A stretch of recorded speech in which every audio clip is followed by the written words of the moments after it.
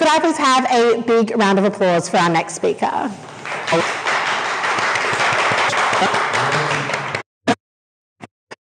Hello everybody, thank you so much for being here. It's super exciting to be here at Galaxy Games Fest today. I want to start by acknowledging the traditional owners of the land on which we meet today, the Wallamata clan of the Darug Nation, and pay our respects to elders past, present, and emerging.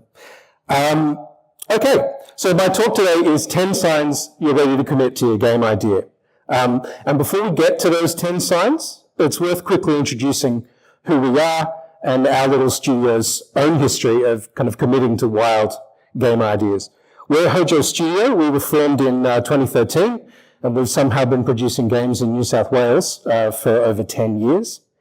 There's myself, there's Yola, who's my creative partner, and then there's Stephanie, who's my life partner and executive producer, who runs the business. And we're a family-oriented studio. My family's right here in the audience. My kids are there if you want to embarrass them. And our games are satirical, they're funny, and we kind of emphasize collaboration and kindness in everything we do. And we don't see our games as separate. We see them all as chapters in one shared satirical world full of misfits and underdogs and unlikely heroes, which we call the Hojoverse. It all started with Puffington, which was an underwater platformer featuring, as you can see, like an adorable old-timey pufferfish. And it was free, and we released it on the App Store in 2013.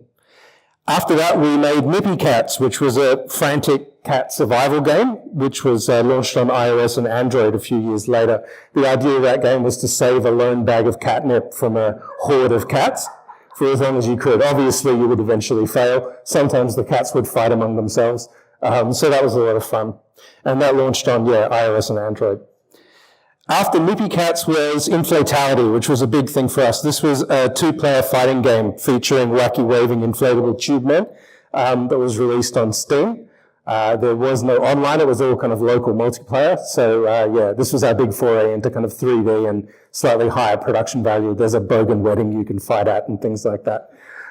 So that was Inflatality. Then a bunch of years later, we dropped The Godfather, which is a mafia pigeon story, which was Steam, Switch, and mobile. And in this one, you were a lone pigeon in the pigeon mafia trying to defeat all of the enemies of the family, which was basically anything that wasn't a pigeon. So there were rescue missions. Mostly you just pooped on things to kind of, you can style your pigeon up and it was a lot of fun. And the game we're working on now is called Bravecart, which will have its debut at PAX and South by Southwest this year. And it's a cozy puzzle game about an abandoned shopping trolley who defies two empires and sparks a revolution. The two empires are Alpha Barn and Omega Mart, who bear no resemblance to real Australian supermarkets whatsoever. You team up with Scrappy and Abandoned Receipt, and you go on a journey to kind of free all cart kind who are sort of cruelly enslaved by the duopoly. So we're trying to combine a cozy puzzle game with a kind of cinematic narrative and a satirical story about consumerism. Now, why am I saying all this outside of shameless self-promotion? So with any art, and let's pretend for a minute that everything you're seeing there is art, it's almost impossible to determine exactly why you want to make it or where the idea is coming from. This started, as all games start, with prototyping. And as the indies in the audience would know, prototyping is addictive. It's endlessly fun. It's this endlessly fun period of development where there's no tech debt, there's no mountains of code to refactor, there's no looming release date, there's no deadline in sight, there's just that default Unity horizon with all of its endless possibilities. And the tendency is to keep working on more prototypes or keep pivoting your existing one, because for many of us, messing around in code or in Blender, that's the joy of development, and that's great. But here's a quick personal confession. I come from advertising.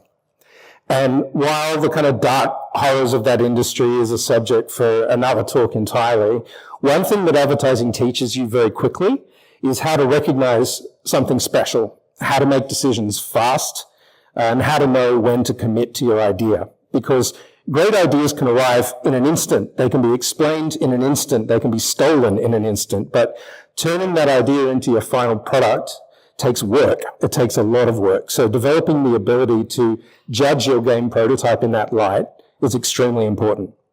Because this is, some of you might recognize this standard indie game development process, and this is certainly what we've done many times. You have your cool idea, and then you spend the first year working on your cool idea, during which time you have no time for marketing because you're too busy in Unity. Then you might take your idea to an expo, you might show your game at PAX. You have an extraordinary response to it at PAX, at which point you convince yourself you don't need to do any marketing because everybody loved it and success is guaranteed. And then you release it on Steam to a response or to no response at all. So before you start committing to this minimum 2-year cycle, and it is a minimum 2-year cycle, there's no way you can, outside of game jams, which are great, to make a serious game and release it. I would defy anyone to do it in under 2 years. Before you commit to something like this, you need to know what your costs of development are, the real costs. And the first one is opportunity cost. So while you're spending 2 years making this game, there's a whole lot of other games you won't be making. And if you're doing this as a side hustle, as many of us are, how many games can you realistically bring to the market in 5 years or 10 years? So think about what your time and what your energy is actually worth. And the second one is sanity cost. So the development process, I'm sure some of you have already experienced this, will absolutely consume you. So developing games, in my opinion, is the most rewarding creative enterprise on earth, but it takes a real toll, just like all art does and all art should. So you have to factor in your own sanity into it. And the last one is relationship cost. So if you're a solo developer or if you're in a very small team, there's only so much your family or friends or partner will really be able to understand what you're going through. They'll try, they'll do their best, they'll empathize as much, but they won't really understand it. So that can take a toll on your relationship as well. So lastly, it's important to define the type of success you're after. So if this is your first or even second indie game, depending on financial success may not be the best way to define success. It's important to know what you're doing it for because you'll be returning to this question many, many times whenever the process gets tough over those 2+ years, and it certainly will. And the other thing is this is PAX. This is tens of thousands of hungry gamers who are about to descend on your indie booth, keen to see something new, something special, something more exciting than the square kilometre of hardware manufacturers in the expo hall. And for indies, this is an incredible moment, but it's a scary one. And ideally, you want to be filled with confidence at this point that you've got something amazing to show all of these people. So let's get into the point of the talk. The point of the talk is 10 signs you're ready to commit to your gaming idea. So I want to stress these are 100% personal. These are subjective opinions based on our own experience making games in the industry. Well, in the industry we've created for ourselves. And I want to leave a lot of room for questions at the end because I want everybody here to challenge these signs as much as possible. So let's get into it. 10 signs you're ready to commit to your game idea. The first one is that it's fun even without the nice. So if you come from a creative background, like myself, it's almost irresistible to start trying to make your assets better, like start adding more textures, nice UI, nice lighting, doing all the things that your heart is telling you to do. Because as a creative, that's what you want to do. You want to polish it. You want to make it feel amazing, all that kind of stuff. But deep down, you probably know that that's a mistake. So anyone here who's doing the degree here at Macquarie Uni or a private college or anywhere else, you've probably had that instinct to polish things surgically removed from you at this point, which is probably which is good. But I never got a proper education in game dev, so I'm super guilty of this, that you immediately try to make everything look as pretty and sound as good as possible. But that's not in itself a sign that you've got something as a game. The prototype has to stand on its own mechanically, in terms of gameplay loop, in terms of replayability, free of context, free of onboarding and tutorials. That's when you know you've got something. And that's when you should feel safe to start diving into the nice stuff. It's almost something you have to earn before you go into the fun stuff.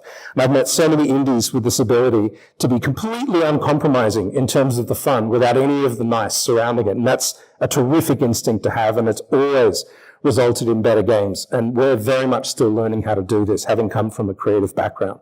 And especially in smaller teams where you're wearing multiple hats, there's often a sort of interior dialogue going on inside your head where the creative half is seducing the coding half into taking the day off so you can jump into Blender and just do cool models and things like that. And then the next thing you know, a week has gone by and the game hasn't really progressed. So the first sign that I would stress is find the fun before the nice every time. The second sign is when somebody who doesn't like you likes it. Now, this doesn't mean you have to seek out your mortal enemies and plonk a laptop down in front of them, though I have done that before. But what I'm getting at here is your family, your friends, your fellow indie devs, they're wonderful, they're necessary, they're fantastic, but they can't really tell you what you need to know about your game. I heard a great talk from another talk at another event a while back, which I'm going to steal. And what the person said was, you don't really know the game you're making until you show it to someone. And this also applies to an expo setting, by the way. If you think back on that video I showed of PAX, those 10,000 people you saw in that PAX video, they've already paid for their ticket, right? They're preconditioned to love and get excited about everything they're about to see. That's the mindset that they're currently in. It's wonderful validation, but it is not data. It's not insight. So as harsh as it sounds, you want to be able to engineer it so somebody who owes you no debt of gratitude or friendship or kindness can experience your prototype and can give you a super honest impression of whether they'd play it again. That's real data. And mechanical feedback is way more valuable than conceptual. Like someone saying, I love the concept. Again, that's wonderful validation. But without seeing somebody eager to actually play the game, it can also be a red flag. Steam is absolutely full of wonderful concepts that nobody ever bought. So, sign 3. Sign 3 is a more practical one, that the game doesn't depend on the platform, controller, or spec. So this one's a little controversial, but at the prototype phase, I feel, again, the game should stand on its own. If it depends too much on processing power, you're loading yourself up with tech debt and, good luck on Switch. If it depends on a particularly wacky input method, consider the addressable market for a game like that and make sure that it aligns with whatever those goals for success were that you had. Same situation with the platform. If it will only work on a specific platform or a specific type of hardware, make sure that there's enough of an audience there to match with your overall concept. So these may seem super obvious, but I'm only mentioning it because these are questions you want to resolve with the prototyping phase before you launch into a kind of multi-year development cycle, at which point you might have painted yourself into a corner. Sign 4, it can't be defined as X meets Y anymore. So you've all heard this in the gaming press. They love to do it. They say it's Lethal Company meets Balatro, or it's The Witcher meets Animal Crossing. And we've all heard these sort of dank comparisons. You shouldn't love it. Your prototype might start like that, but I really think a good sign that you're heading somewhere good is once these easy comparisons can't be made anymore. Why would you want your game specifically compared to other games? So, leave that for AAA developers who literally can't bring a game to market unless they can demonstrate on a spreadsheet somewhere that it's a guaranteed success. You're an indie developer. That means you have a unique ability to choose a territory no other game has tried before and dig super deep and emerge with something spectacular. We're all standing on the shoulders of these genres, but I believe this gives us an obligation to end up somewhere new, or at least try to end up somewhere new. So when your game can't be easily defined as X meets Y, that's a really good sign. Now for a scary one, sign 5 is that you're confident enough to show gameplay without explaining it. So yes, finished video games need to have onboarding and accessibility and tutorial-focused sequences and a bit of that Ubisoft hand-holding and all of that kind of stuff. But ideally, you should be confident enough to put your prototype down in front of people without having to explain your big idea or the right way to play it or things players should be aware of before they dive in. It takes a little courage to step back from the display and just watch people experience your work, but it's the most valuable way to judge whether you've got something special. Resist the ability to tap them on the shoulder and say, you're supposed to move the thing to the left. All feedback is good, especially the bad feedback. It's a test of willpower for both yourself and the players. Sign 6 is that you've already rebuilt it twice. So the developers in the room will recognize this one. So speaking of, this is all about willpower. It's unlikely that you build the first version of your prototype well. Mostly you're just trying to prove out the concept. But if you've cared enough to rebuild it a few times to make it run smoother or better, this definitely tells you something. There's probably the core of something great still stuck in your head. And if you've already committed to remaking it rather than throwing it out, at one point there's a chance that if you move on to another concept, you'll still be thinking about this one. And there's often a kind of hidden voice guiding you towards a better realized version of what you're working on. And listening to that voice is the best thing you can do as a developer. Creatives are often told to kill their darlings and never fall in love with their first idea, and that's true. But if you keep falling back in love with it, to the point where you've refactored it and made it again and again, then that's a good sign that you're onto something. Sign 7 is when you can clearly see the edge of the scope. So scope creep, of course, is the bane of all game development, and to some extent it's inevitable. But before you commit years to an idea, a game idea, a good sign is when you can conceivably imagine what the finished game would look like. The content valley, as we call it, we're in it right now with Bravecut, is a long march, and usually the longest phase of development. So it's really valuable to have some idea of what you're in for in that regard before you start marching along that path. If nothing else, it means you'll end up with a finished product, which is in itself a miracle. So it's definitely worth scanning the horizon for where the finish line of your game might be.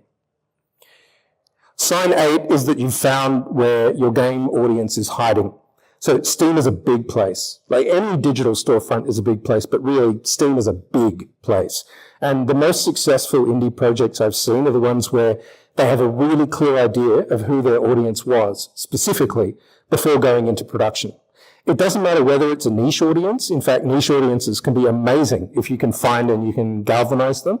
They might have been waiting for 10 years for just that specific type of game to exist. I've seen that happen time and again. But if you don't know where they're hiding, they'll never know. So Steam will not find these people for you. Despite appearances and discovery queues and all that kind of stuff, Steam is not set up to champion obscure indie games. It's set up to amplify games that are already popular. So identifying these hiding places early, if you can, on Discord, on Reddit, on TikTok, anywhere you can. Otherwise, you may be about to create the greatest indie game that no one's ever played. Sign 9, you could write a screen funding pitch for it. I'm not sure how relevant this is going to be for students, but for indie developers starting out, it's incredibly relevant. And depending on which part of Australia you come from, there are a number of funding bodies available to assist you both financially and in terms of guidance and mentorship. And that's probably where you're going to be heading immediately after completing a degree like this. And are these application processes easy? Hell no. And that's actually a good thing. It forces you through some really valuable self-reflection about your team, about your project, why you're doing it, and it's partly what it's there for. It's there to make you a better developer, no matter the outcome. And it's easy to be afraid of these big, scary forms, and they are gigantic forms, and they require a lot of information, a lot of administrative things to be set up first, and it can be tempting, very tempting, to just switch back to Unity and keep coding instead. But this is ignoring a huge opportunity for growth. I implore everybody here not to do that. So regardless of the outcome, we can say that it's always been worth it, because these are the same sorts of conversations that you are inevitably also going to be having with investors, publishers, platforms later on if you're trying to sell your game. And the funding application process will teach you how to see your game differently and how to present it properly and how to be ready for opportunity when it arrives. Last sign, and this is like the ultimate litmus test, and I think when you think about how good your game can be, you can hardly breathe. And I know that that's a little esoteric, but it goes back to motivation and resilience and willpower. You're about to dedicate years of your life to this idea. It needs to absolutely fill your heart. Otherwise, you'll never make it to the finish line. You have to be dying to talk about it to people, because you'll need to talk about it tens or hundreds of times to the media, literally hundreds of times to anybody you can. And that's what it takes to carry an indie game all the way to release. It has to be sort of your North Star. So now that we've done the 10 signs, I thought it'd be valuable to see what some of our fellow Australian indie devs have to say on the subject. So I asked a few friends in the industry, some with released games, some with games that are still in development, when they knew that their prototypes were going to be the first real indie game that they made. And here's what they said. Fuzzy Ghost, who are the creators of Queer Man Peering into a Rock Pool and the upcoming Janet de Mornay, they said that in hindsight, they felt like the first 18 months really was prototyping, and it's only since the last year that they really knew what the game was. They followed the premise and they felt that they would just reshape it until they found the shape that they wanted.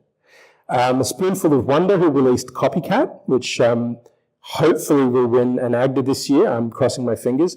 They said it was when they stopped having to explain what the game was about and what the story was that they were trying to tell, and that's when they knew. But my favourite response is from Anthony from Radio Bush, making light hay as well. But he just said the honest answer is, I'm still not sure. And I like that response because that's the thing. These are just signs that you're ready to commit to your indie game. There's no final binary answer to when you know for sure. You never know. So that PAX video I showed you earlier was before the gates opened on day one when we had the Godfeather set up at our booth. No one had really seen it before. We were confident we had a great game, but we didn't know. We were absolutely terrified. And on that tightrope between excitement and terror, that's where the art really is. So I want to move on again to the art question. So on the topic of art, let me ask this question. Are you getting into this to be an artist, or are you doing it to make a solid living? So if you're doing it to make a living, you might want to temper your expectations. Like, I can only speak from personal experience, but the skills you learn in game development are very transferable to other industries where jobs actually survive longer than a single project. And if your only real goal is to create and contribute to, like I said, the most exciting art form of the 20th century, you may not need it to be the thing that you depend on to pay your rent. Game development as your main career is a bold strategy, and I wish everyone all the luck in the world with it. I'm just saying it's not the only way. So I wanted to close by saying, please don't lose sight of what you're doing this all for. Success isn't just defined by money or exposure, it's defined by putting something out into the world that wasn't there before.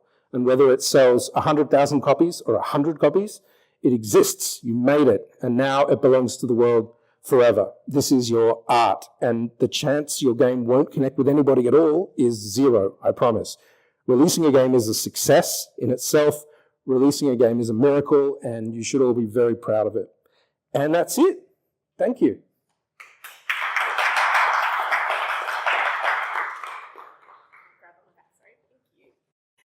Thank you so much, Rick. We've got so much time for questions, and I'm sure everyone has some on the stream as well. I think it's being monitored. Does anyone want to start us off? There is a stream, yes. That's okay. It's really good acoustic, like surprisingly good. I have a question to start out with. Okay. I'm in love with your titles. Just every time you said any of your games, I was like, oh, that's an amazing name. This is going to sound, so if it was me, I would start with the title.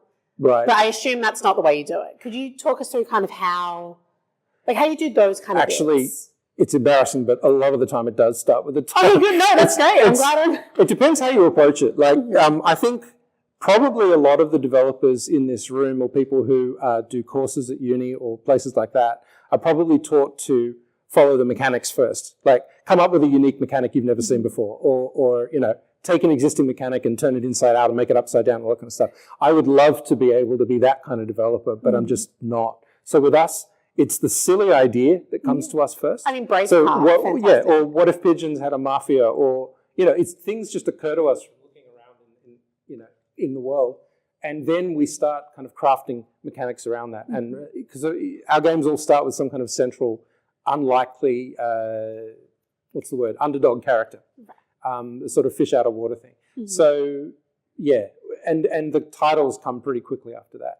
I think that's a legacy of just the fact that we come from a more creative-y, marketing-y background, which, I can't apologize for enough, but it is what it is. Yeah. So we don't think mechanics first. We probably should, but we don't. Oh, but but it works. I will never forget that you're releasing a game called Braveheart. Yeah, title's important. That should be one of the signs. Have a good title. Would anyone else like to ask a question, or do we have any on stream. You don't even have to speak into the big microphone, but you would have to speak into the little microphone. Putting too much pressure on them. I'm sorry, I can't help it. It's because I'm also a lecturer, but I don't teach you guys. I teach art students. So I'm always like, tell me things. Philosophize with me.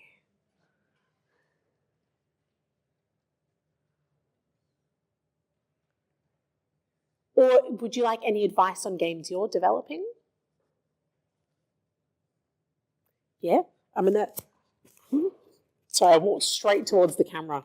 I'm going to pass over my tiny mic so the stream can pick it up. You can also have the big mic if you'd like. It's up to you. Mm-hmm. Yep. Hello, working?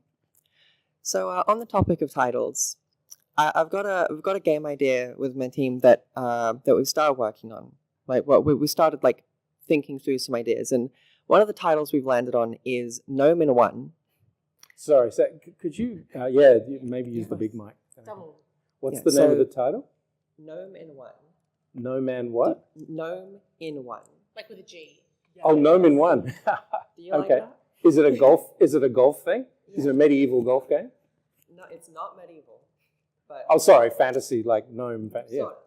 Yeah. Well, what's good about it is I immediately sort of guessed the genre from the title, right? So it ticks that first box. And the way I always think about it is, I don't know how many of the people in this room have been to PAX, but it's about whether the title makes you stop, right? So you've got these booths, there's like 50 odd, but there's gonna be more booths than ever this year, even some from New South Wales, which is amazing. And the booths are kind of long and thin. So you've got your title up the top, then you've got your sort of TV, and then you've got your controller on the cabinet. So you want it to be something, and one thing that I always tell people who are exhibiting at PAX, as we've done it a lot, is there is no substitute for height in PAX. Height is everything, because you've got 50,000 people, right? So there's just heads everywhere. So you need something that you can see above all that. So if you've got Gnome in One above that, that's good. That'll make somebody stop, right? So, having really great key art is super important. That's another thing, by the way, like obviously getting a budget for anything when you're at the prototyping phase is hard, but paying money, if you've got a great artist on your team, great, not everybody does. Paying some money for a local artist, don't farm it out, find somebody in Australia for like really good key art.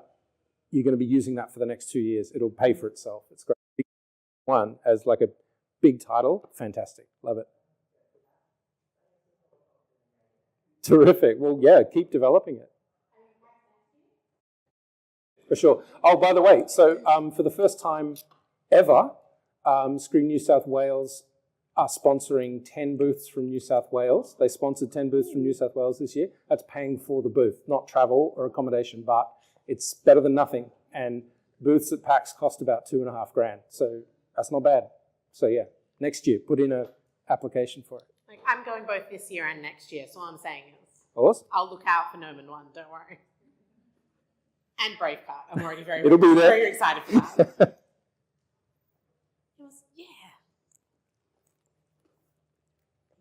How do you make sure that your scope doesn't get too big? Because I started making games and then I sort of become disillusioned when my scope's just more than what is realistic for one person to finish on my own and a realistic plan. So how do you feel about that? Did the scope start out big, or did it expand as you began developing it? Right.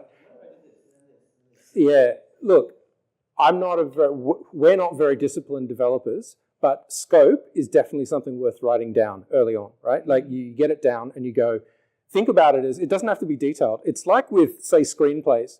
They go, don't write the screenplay, write an outline for the screenplay. Or like when we were back in high school and they said, but before you write your essay, you have to do your essay plan or whatever it's called. And if you do them as modules, like, so for Braveheart has 6 modules. It just has, this is the narrative of the story. There are this many environments in the game, like biomes or whatever you want to call them, and this is the arc of the story. And you can do that in literally a day and then try to stick to that. If you discover more work, obviously you discover more work within those modules, and that's when you need a little bit of self-discipline. But yeah, scoping is tricky because developing a feature unlocks 5 more features. Try to get the big rocks in the jar first, you know what I mean? And then put as many little rocks as you can in the time and the budget and the sanity that you have. but get those big rocks in first so that you know what you're making, and then that'll kind of guide you.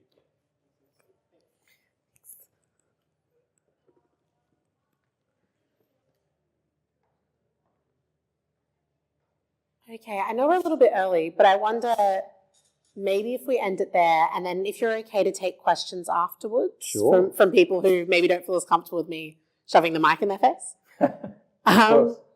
Okay, well, can we give Rick another round of applause, please? Thank you. Thank you.